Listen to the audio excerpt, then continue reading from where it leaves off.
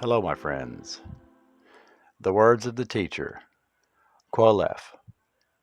You might know him as Ecclesiastes, son of David, king in Jerusalem. Meaningless, meaningless, says the teacher, utterly meaningless. Everything is meaningless. What do people gain from all their labors at which they toil under the sun? Generations come and generations go, but the earth remains forever. The sun rises and the sun sets, and hurries back to where it rises.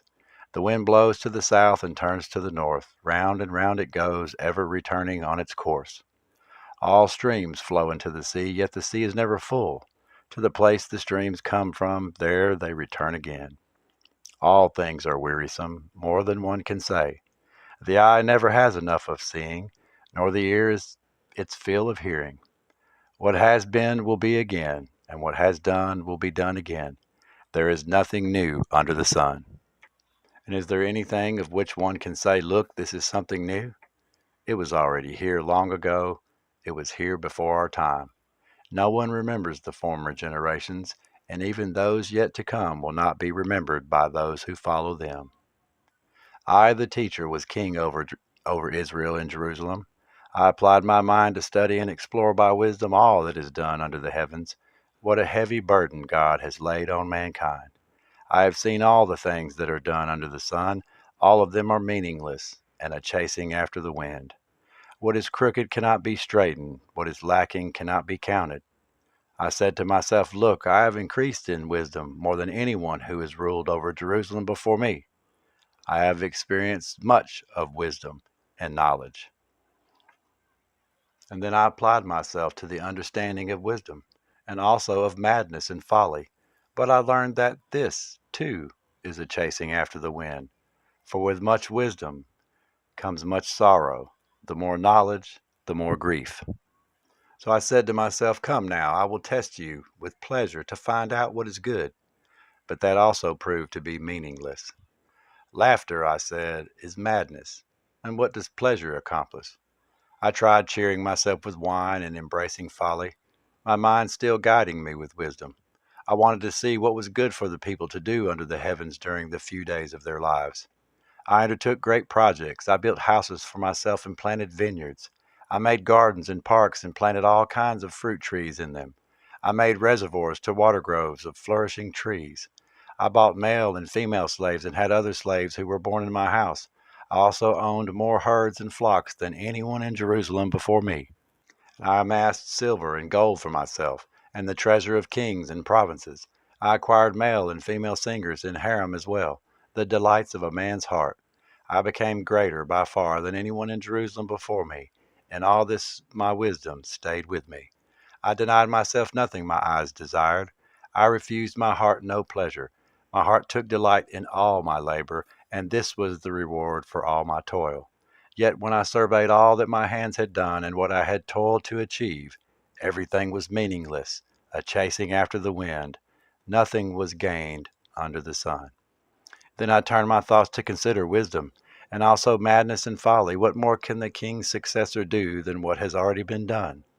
I saw that wisdom is better than folly, just as light is better than darkness. Because the wise have eyes in their heads, while the fools walk in the darkness. But I came to realize that the same fate overtakes them both. Then I said to myself, the fate of the fool will overtake me also. What then do I gain by being wise? I said to myself, this too is meaningless. For the wise, like the fool, will not be long remembered. The days have already come when both have been forgotten. Like the fool, the wise too must die. So I hated life because the work that is done under the sun was grievous to me. All of it is meaningless, a chasing after the wind. I hated all the things I had toiled for under the sun because I must leave them to the one who comes after me. And who knows whether that person will be wise or foolish? Yet they will have control over all the fruit of my toil, into which I have poured my effort and skill under the sun. This too is meaningless. And so my heart began to despair over all my toilsome labor under the sun. For a person may labor with wisdom, knowledge, and skill, and then they must leave all they own to another who has not toiled for it. This too is meaningless and a great misfortune. What do people get for all the toil and anxious striving with which they labor under the sun. All their days their work is grief and pain. Even at night their minds do not rest. This too is meaningless. A person can do nothing better than to eat and drink and find satisfaction in their own toil. This too, I see, is from the hand of God. For without him, who can eat or find enjoyment? And to the person who pleases him, God gives wisdom, knowledge, and happiness. But to the sinner, he gives the task of gathering and storing up wealth to hand it over to the one who pleases God. This too is meaningless, a chasing after the wind. Now there is a time for everything, and a season for every activity under the heavens, a time to be born and a time to die, a time to plant and a time to uproot, a time to kill and a time to heal, a time to tear down and a time to build, a time to weep and a time to laugh, a time to mourn and a time to dance, a time to scatter stones and a time to gather them, a time to embrace and a time to refrain from embracing, a time to search and a time to give up, a time to keep and a time to throw away, a time to tear and a time to mend, a time to be silent and a time to speak, a time to love and a time to hate, a time for war and a time for peace. But what do workers gain from their toil? I have seen the burden God has laid on the human race. He has made everything beautiful in its time. He has also set eternity in the human heart. Yet no one can fathom what God has done from beginning to end. I know that there is nothing better for people than to be happy and to do good while they live, that each of them may eat and drink and find satisfaction in all their toil. This is the gift from God. I know that everything God does will endure forever. Nothing can be added to it and nothing taken from it. God does it so that people will fear him. Whatever is has already been done, and what will be has been before, and God will call the past to account. And I saw something else under the sun. In the place of judgment, wickedness was there. In the place of justice, wickedness was there. I said to myself, God will bring into judgment both the wicked and the righteous. I also said to myself, as for humans, God tests them so that they may see that they are like the animals. Surely the fate of human beings is like that of the animals. The same fate awaits them both. As one dies, so does the other. I have the same breath. Humans have no advantage over animals. Everything is meaningless. All go to the same place. All come from dust, and to dust all return. Who knows if the human spirit rises upward, and if the spirit of the animal goes down into the earth? So I saw that there is nothing better for a person than to enjoy their work, because that is their lot. For who can bring them to see what will happen after them? Again I looked, and I saw all the oppression that was taking place under the sun. I saw the tears of the oppressed, and they have no comforter. Power was on the side of their oppressors, and they have no comforter. And I declared that the dead who had already died are happier than the living who are still alive. But better than both is the one who has never been born, who has not seen the evil that is done under the sun. And I saw that all toil and all achievement spring up from one person's envy of another. This too is meaningless, a chasing after the wind. Fools fold their hands and ruin themselves. Better one handful with tranquility than two handfuls with toil and chasing after the wind. Again I saw something meaningless under the sun. There was a man all alone, and he had neither son nor brother. There was no end to his toil, yet his eyes were not content with his wealth.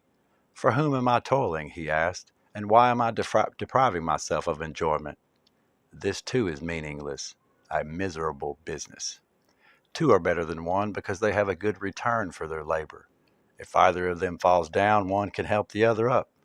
But pity anyone who falls and has no one to help them up. Also, if two lie down together, they will keep warm.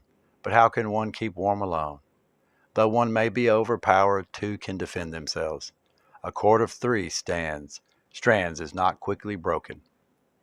Better a poor but wise youth than an old but foolish king who no longer knows how to heed a warning. The youth may have come from prison to the kingship, or he may have been born in poverty with his kingdom. I saw that all who lived and walked under the sun followed the youth, the king's successor. There was no end to all the people who were before them, but those who came later were not pleased with the successor. This too is meaningless, and a chasing after the wind. So guard your steps when you go to the house of God. Go near to listen rather than to offer the sacrifice of fools, who do not know what they do wrong. Do not be quick with your mouth. Do not be hasty in your heart to utter anything before God. God is in heaven, and you are on earth, so let your words be few. A dream comes when there are many cares, and many words mark the speech of a fool. When you make a vow to God, do not delay to fulfill it. He has no pleasure in fools. Fulfill your vow. It is better not to make a vow than to make one and not fulfill it. And do not let your mouth lead you to sin, and do not protest to the temple messenger, my vow was a mistake. Why should God be angry at what you say and destroy the work of your hands? So much dreaming and many words are meaningless. Therefore fear God. And if you see the poor oppressed in a district, and justice and rights denied, do not be surprised at such things, for one official is eyed by a higher one, and over them both are others higher still. The increase from the land is taken by all, the king himself profits from the fields. Whoever loves money never has enough. Whoever loves wealth is never satisfied with their income. This too is meaningless. As goods increase, so do those who consume them. And what benefit are they to the owners except to feast their eyes upon them? The sleep of the laborer is sweet, whether they eat little or much, but as for the rich, their abundance permits them no sleep. And I have seen a grievous evil under the sun, wealth hoarded to harm of its owners, or wealth lost through some misfortune, so that when they have children there is nothing left for them to inherit. Everyone comes naked from their mother's womb, and as everyone comes, so they depart. They take nothing from their toil that they can carry in their hands. This too is a grievous evil. As everyone comes, so they depart. And what do they gain, since they toil for the wind? All their days they eat in darkness with great frustration, affliction, and anger. And this is what I observe to be good, that is appropriate for a person to eat, to drink, and find satisfaction in their toilsome labor under the sun during the few days of life God has given them, for this is their lot. Moreover, when God gives someone wealth and possessions and the ability to enjoy them, to accept their lot and be happy in their toil, this is a gift from God. They seldom reflect on the days of their life because God keeps them occupied with gladness of heart. And I have seen another evil under the sun, and it weighs heavily on mankind. God gives some people wealth, possessions, and honor so that they lack nothing in their heart's desire, but God does not grant them the ability to enjoy them, and strangers enjoy them instead. This is meaningless, a grievous evil. A man may have 100 children and live many years, yet no matter how long he lives, if he cannot enjoy his prosperity and does not receive proper burial, I say that a stillborn child is better off than he. It comes without meaning, and it departs in darkness, and in darkness its name is shrouded. Though it never saw the sun or knew anything, it has more rest than does that man, even if he lives 1,000 years twice over, but fails to enjoy his prosperity. Do not all go to the same place? Everyone's toil is for their mouth, yet their appetite is never satisfied. What advantage have the wise over fools? What do the poor gain by knowing how to conduct themselves before others? Better what the eye sees than the roving of the appetite. This too is meaningless, chasing after the wind. Whatever exists has already been named, and what humanity is has been known. No one can contend with someone who is stronger. The more the words, the less the meaning. And how does that profit anyone? For who knows what is good for a person in life during the few and meaningless days they pass through like a shadow? Who can tell them what will happen under the sun after they are gone? A good name is better than fine perfume, and the day of death better than the day of birth. It is better go to a house of mourning than to a house of feasting, for death is the destiny of everyone. The living should take this to heart. Frustration is better than laughter, because a sad face is good for the heart. The heart of the wise is in the house of mourning, but the heart of fools is in the house of pleasure. It is better to heed the rebuke of a wise person than to listen to the song of fools. Like the crackling of thorns under the pot, so is the laughter of fools. this too is meaningless. Extortion turns a wise person into a fool, and a bribe corrupts the heart. The end of a matter is better than its beginning, and patience is better than pride. So do not be quickly provoked in your spirit, for anger resides in the lap of fools. Do not say, "Why were the old days better than these?" For it is not wise that you ask such questions. Wisdom, like an inheritance, is a good thing and benefits those who see the sun. Wisdom is a shelter as money is a shelter, but the advantage of knowledge is this: wisdom preserves those who have it. Consider what God has done. Who can straighten what he has made crooked? When times are good, be happy, but when times are bad, consider this: God has made the one as well as the other. Therefore, no one can discover anything about their future. In this meaningless life of mine, I have seen both of these: the righteous perishing in their righteousness, and the wicked living long in their wickedness. And do not be over righteous, neither be over wise. Why destroy yourself? Do not be over wicked, and do not be a fool. Why die before your time? It is good to grasp the one and not let go of the other. Whosoever fears God will avoid all extremes. Wisdom makes one wise person more powerful than 10 rulers in a city. Indeed, there is no one on earth who is righteous, no one who does what is right and never sins. Do not pay attention to every word people say, or you may hear your servant cursing you. For you know in your heart that many times you yourself have cursed others. All this I tested by wisdom, and I said, I am determined to be wise, but this was beyond me. Whatever exists is far off and most profound. Who can discover it? So I turned my mind to understand, to investigate, and to search out wisdom and the scheme of things, to understand the stupidity of wickedness and the madness of folly. I find more bitter than death the woman who is a snare, whose heart is a trap, and whose hands are chains. The man who pleases God will escape her, but the sinner she will ensnare. Look, says the teacher, this is what I have discovered, adding one thing to another to discover the scheme of things. While I was still searching but not finding, I found one upright man among 1,000, but not one upright woman among them all. This only have I found: God created man upright, but they have gone in search of many schemes. And who is like the wise, who knows the explanation of things? A person's wisdom brightens their face and changes its hard appearance. So obey the king's command, I say, because you took an oath before God. Do not be in a hurry to leave the king's presence. Do not stand up for a bad cause, for he will do whatever he pleases. And since a king's word is supreme, who can say to him, "What are you doing?" Whoever obeys his command will come to no harm, and the wise heart will know the proper time and procedure.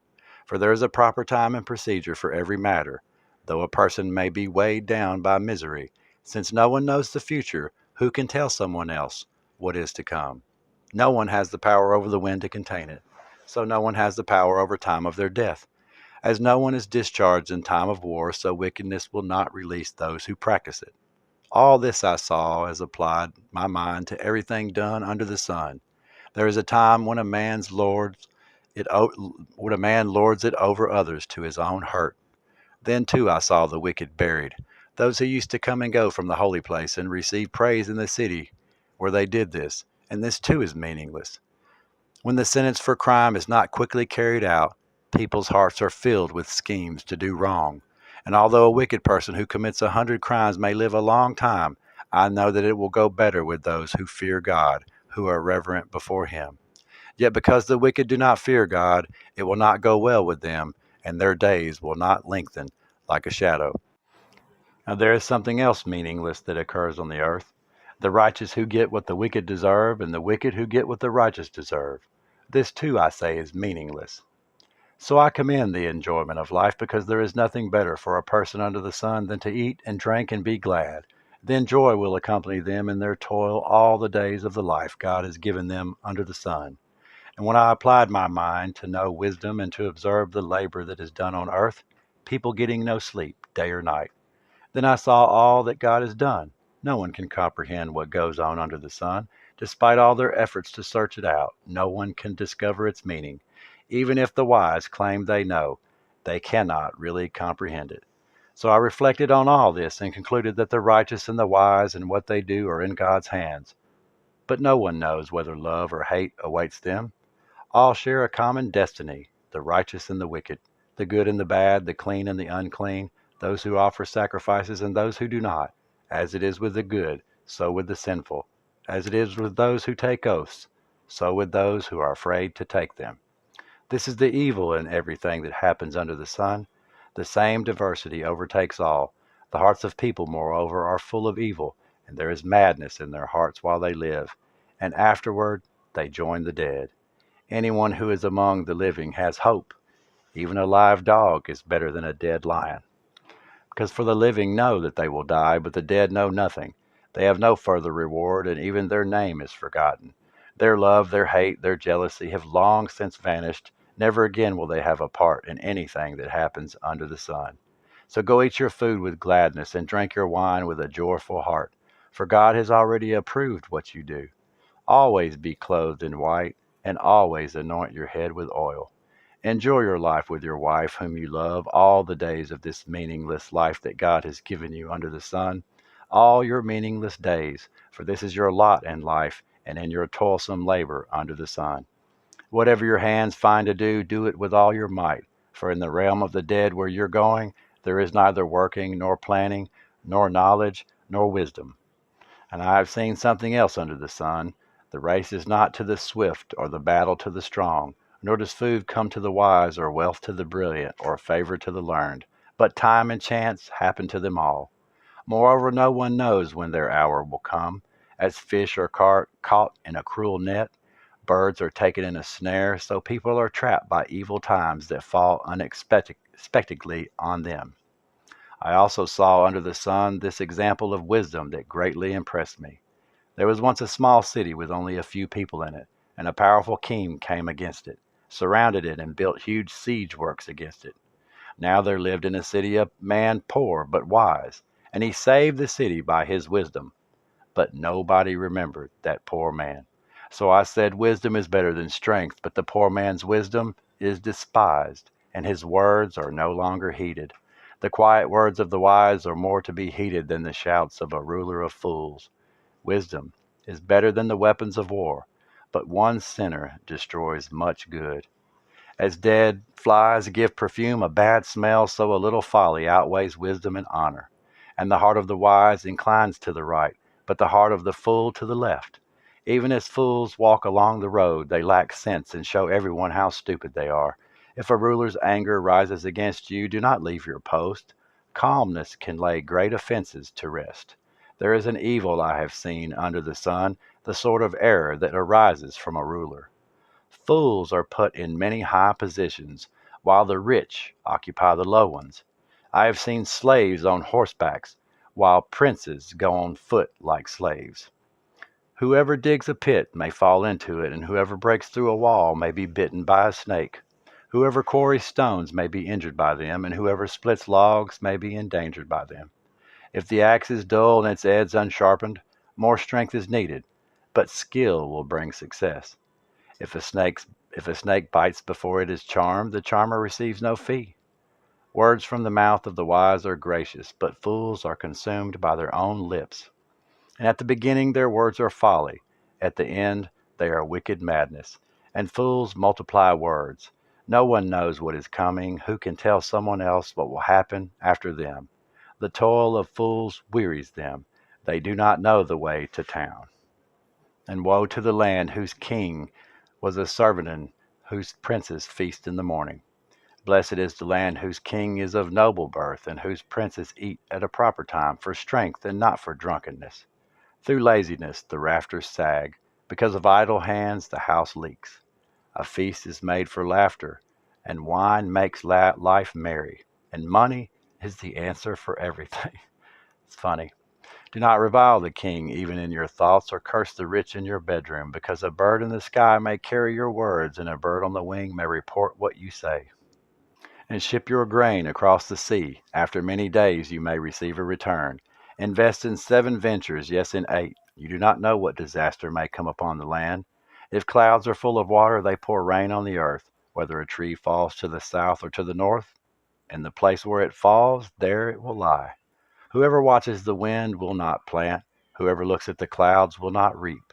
As you do not know the path of the wind or how the body is formed in a mother's womb, so you cannot understand the work of God, the maker of all things. Sow your seed in the morning, and at the evening let your hands not be idle. For you do not know which will succeed, whether this or that, or whether both will equally do well. And light is sweet, and it pleases the eyes to the sun.